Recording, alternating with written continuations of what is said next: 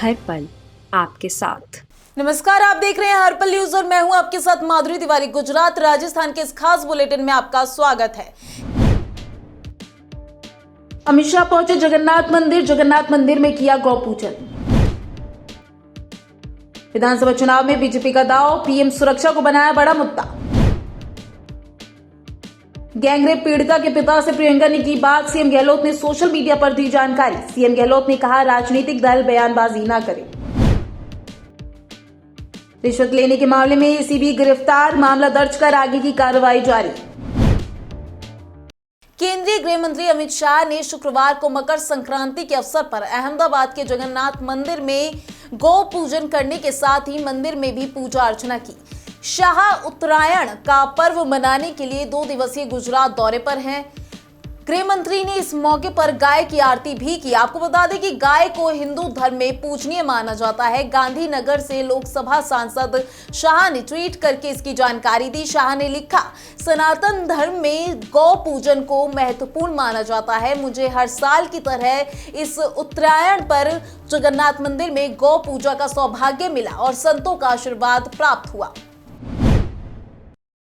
पंजाब में प्रधानमंत्री नरेंद्र मोदी की सुरक्षा में चूक मामले की सबूत प्रदेश बीजेपी गुजरात के लोगों के सामने रखेगी।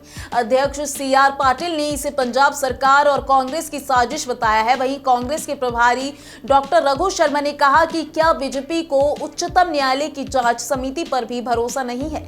वो जांच से पहले ही जनता के मानस पर अपना फैसला तोड़ना चाहती है।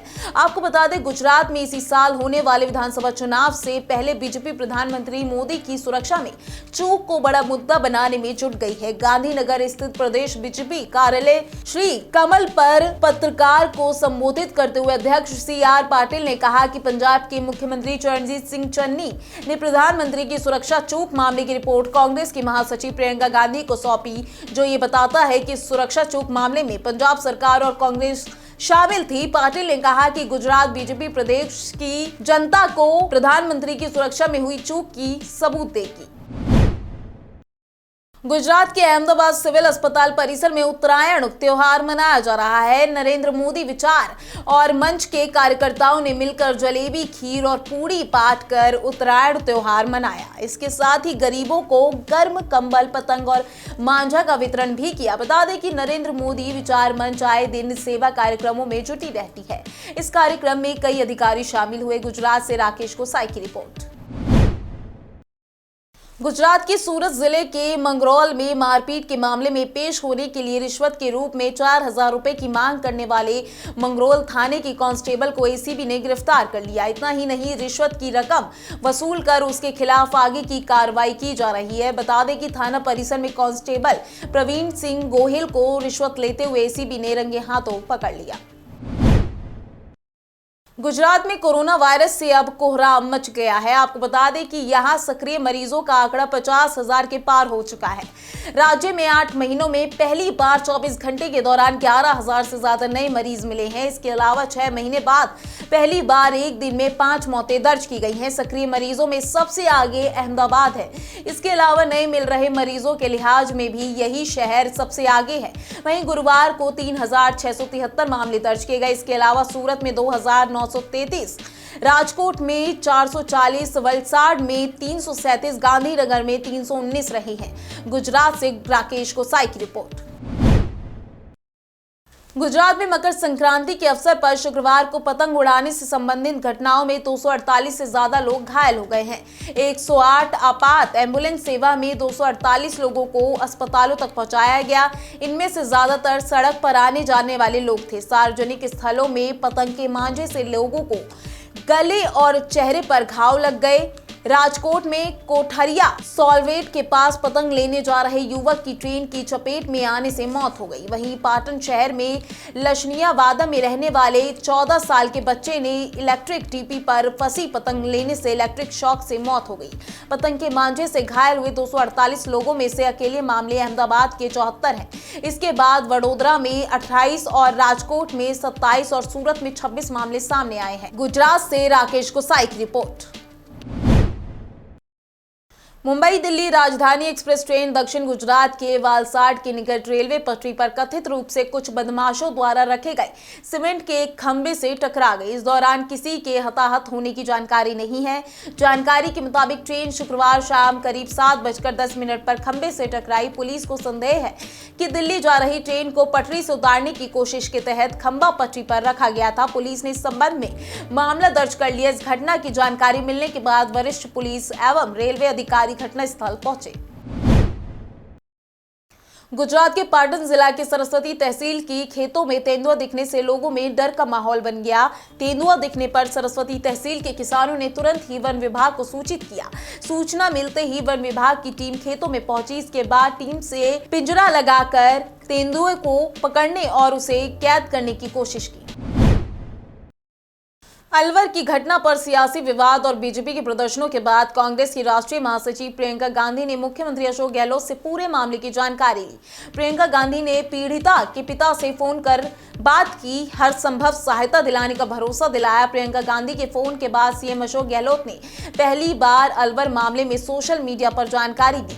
आपको बता दें कि अलवर की घटना के बारे में प्रियंका गांधी ने खुद को ट्वीट नहीं किया, लेकिन यूपी कांग्रेस के ये सह प्रभारी सचिव धीरज गुर्जर ने देर रात ट्वीट कर प्रियंका गांधी ने पीड़िता के पिता से बात करने और सीएम गहलोत को निर्देश दिए जाने की जानकारी दी। धीरज गुर्जर ने लिखा कि अलवर में जो घटना घटी है वो नाकाबिले बर्दाश्त नहीं की जाएगी। पीड़िता के पिता से प्रियंका गांधी की फोन पर बात हुई। उन्हें हर तरह से मदद का भरोसा दिलाने के साथ ही किसी भी प्रकार की सहायता के लिए सीधा संपर्क करने के लिए कहा। साथ ही राजस्थान के मुख्यमंत्री अशोक गहलोत ने भी घटना के बारे में जानकारी लेने के साथ पीड़िता के इलाज, परिवार के ख्याल और दोषियों पर त्वरित कार्रवाई का आग्रह किया।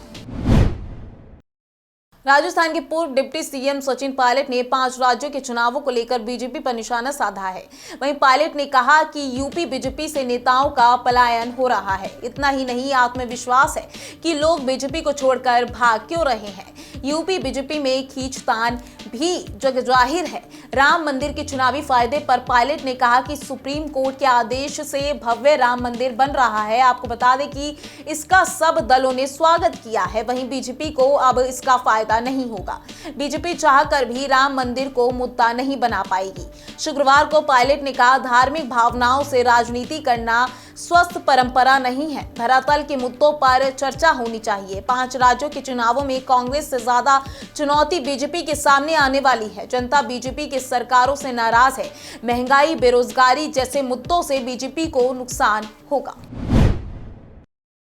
राजस्थान में कोरोना वायरस का संक्रमण लगातार बढ़ता जा रहा है। राज्य में शुक्रवार को कोरोना संक्रमण के 10,307 नए मामले सामने आए, जबकि संक्रमण से 3 मरीजों की मौत हो गई। शुक्रवार शाम तक राज्य में कोरोना वायरस के 10,307 नए संक्रमित मरीज मिले हैं। नए संक्रमितों में राजधानी जयपुर में 2,549, अलवर में 1,027, जोधपुर में 801, उदयपुर में 735, बीकानेर में 615, भरतपुर में 576, हनुमानगढ़ में 388 मरीज शामिल हैं। स्वास्थ्य विभाग के आंकड़ों के अनुसार शुक्रवार को 3,096 लोग संक्रमण से मुक्त हो गए हैं और इस समय राज्य में 52,773 कोरोना वायरस संक्रमित मरीजों का इलाज चल रहा है।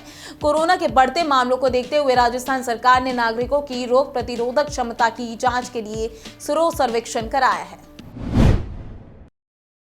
राजस्थान में शीतलहर और कोहरे का प्रकोप जारी है। मौसम विभाग ने अगले कुछ दिनों तक तापमान में गिरावट का पूर्वानुमान लगाया है। सिरोही जिले के माउंट आबू में बीते 1 सप्ताह से तापमान जमाव बिंदु से नीचे है। शुक्रवार को न्यूनतम तापमान जहां -5 डिग्री दर्ज किया गया था, तो शनिवार को तापमान में हल्की गिरावट देखने को मिली है। न्यूनतम तापमान 3 डिग्री दर्ज किया गया है। पारे के शून्य से नीचे जाने के चलते मैदानी इलाकों में बर्फ ही बर्फ जमी दिख रही है। शनिवार सुबह अलवर कोहरे की चादर में लिपटा हुआ नजर आया। विजिबिलिटी कम रही है और तापमान में भी काफी गिरावट दर्ज की गई है। मौसम विभाग के मुताबिक अलवर में लगातार 1 सप्ताह से दिन का अधिकतम तापमान 15 से 18 डिग्री तक दर्ज किया जा रहा है, जबकि ग्रामीण इलाकों में रात का तापमान 2 से 3 डिग्री के आसपास दर्ज किया गया है। गुजरात और राजस्थान के इस खास बुलेटिन में आज के लिए बस इतना ही। देखते रहिए अर्पण न्यूज। नमस्कार।